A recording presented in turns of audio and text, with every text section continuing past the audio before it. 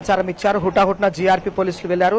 ఆ గాయాల పాలైన యువతిని గాంధీ హాస్పిటల్ షిఫ్ట్ చేశారు. సో గాంధీ హాస్పిటల్లో మదర్ అండ్ చైల్డ్ విభాగం ఎక్కడైతే ఉందో అందులో ట్రీట్మెంట్ ఇచ్చిన తర్వాత ఆమె నుంచి స్టేట్మెంట్ తీసుకున్నారు.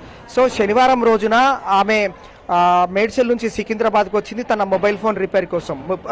రిపేర్ చేయించుకున్న తర్వాత సికింద్రాబాద్ నుండి మేడ్చల్ వెళ్తున్న ఎంఎంటీఎస్ ట్రైన్లో లేడీస్ కోచ్ ఎక్కడైతే ఉంటుందో ఆ బోగిలో ఎక్కిన క్రమంలో ముగ్గురు మాత్రం మహిళలు ఉన్నారు. సో ఆ ముగ్గురు కూడా అందులో ఇద్దరు మహిళలు అల్వాల్ రైల్వే స్టేషన్లో దిగిపోయిన క్రమంలో ఆ లేడీస్ కోచ్ ఎక్కడైతే ఉంటుందో ఆ బోగిలో ఈ యువతి ఒకటి మాత్రమే ఉంది. సో ఈ యువతి ఒంటరిగా ఉండడాన్ని గమనించిన అగాంతకుడు ఎవరైతే ఉన్నారో ఆమె పైన అత్యాచార యత్నం ప్రయత్నించాడు. వెంటనే కేకలు వేసింది. ఆ అమ్మాయి ఆ యువతి కూడా కింద దూకిపడింది. సో ఆమెకు తీవ్ర గాయాలే. ఆ తర్వాత హాస్పిటల్ షిఫ్ట్ చేయడం ఆమె నుంచి కూడా పోలీసులు స్టేట్మెంట్ రికార్డ్ చేశారు.